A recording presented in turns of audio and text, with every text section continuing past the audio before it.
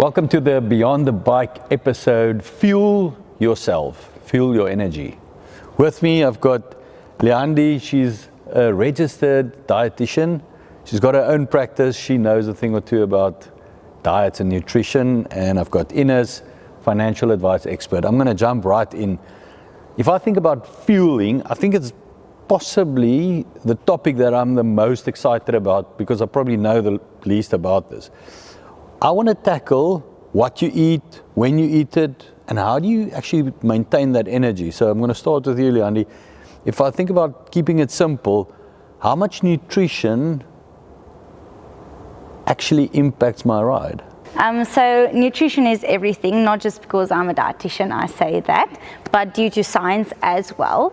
So nutrition really impacts your whole, I would call it a journey, if you think about it, if you're prepping for the race, doing the race, and your recovery afterwards. So it's the 3 stages. So when prepping, that's where it's important. It's not just important on the day, but then for your recovery as well. Is it going to give me a better race time? I would take a bet on that. Fantastic. Okay. So let's talk about getting it right before the race. So the race is down the line, maybe 10, 12 weeks down the line. Let's talk about that nutrition before. All right. So like I said, you've got this 3 stages basically. So when you plan your training on your bike, plan your nutrition with that. Those need to align and they need to go with each other. All right. So that's important.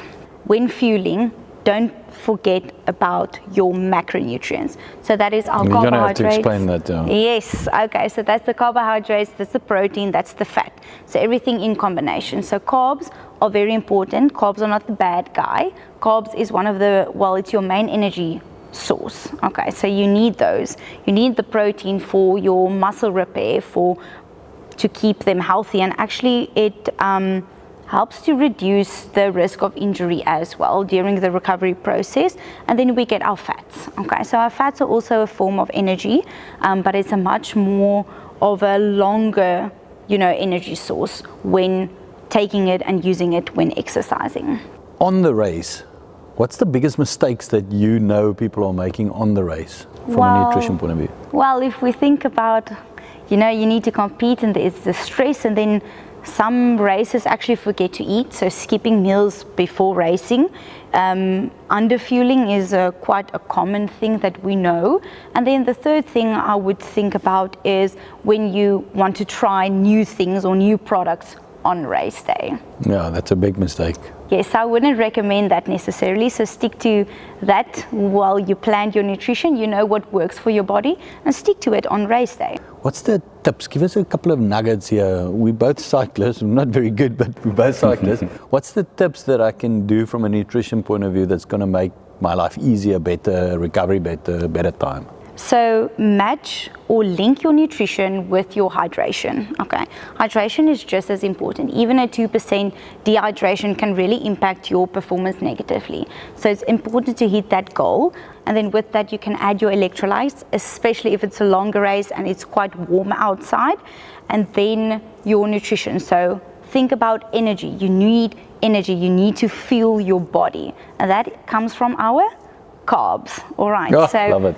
Just if you think about it, something practical. So when you stop at a water point, make sure you get a simple carb. So that's something that's easily digestible. So which normally doesn't contain any fiber. So something like your white bread and your potatoes are quite They've always got these nice baby potatoes, lots of salt, and a white bread with some Marmite or Bovril. Or Bovril. Oh, love Bovril. Bovril, Marmite. You can even add some peanut butter there as well.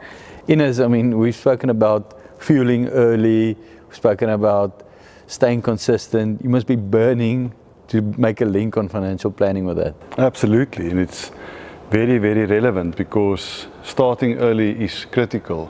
But let's make it practical. I'm going to give you a scenario of two 25-year-olds, let's say Inu and Liandi. The older 25. The older one, yeah, roughly, slightly older. But so the two of you save for retirement. You've got a 30-year period to save. Liandi decided to start saving 1,000 rand a month for 10 years and then stop contributing. but leave the funds for 20 years to grow. Until 55. Henu is lazy. He started only in year 11. So the first 10 years, Henu didn't contribute anything, but he said he will catch up. So he will save 2,000 Rand per month for the remaining 20 years. All right, so in summary, Liandi saved 1,000 Rand a month for 10 years, then leave the money for 20 years. Henu didn't save anything in the first 10 years. He started in year 11 and saved for 20 years. I doubled up on both. Double the time, double the contributions. Who will end up with the most money? I feel confident that I can actually win this one. You sure? Maybe.